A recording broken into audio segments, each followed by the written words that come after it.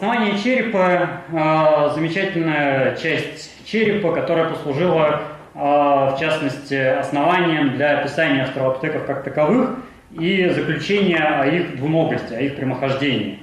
Как вы видите, на черепах основание черепа шимпанзе и человека существенно различается. В этой руке я держу череп шимпанзе, в этой руке я держу череп современного человека. Если мы их сопоставим, мы увидим несколько очевидных разниц. У шимпанзе огромные челюсти, выступающие вперед. В противовес им, в общем-то, нет затылка. И большое затылочное отверстие смещено далеко назад.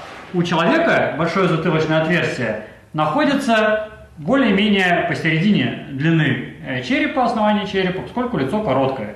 И затылок оказывается, в общем, достаточно далеко выступающий назад. Поскольку шимпанзе ходит на четвереньках чаще всего, при вот таком положении головы, позвоночник присоединяется наискосок снизу и сзади.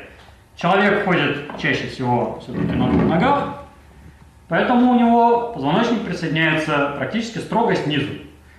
У австралопитека африканский, стерфонтейна, большое затылочное отверстие находится не строго снизу, но и не так сзади, как у шимпанзе.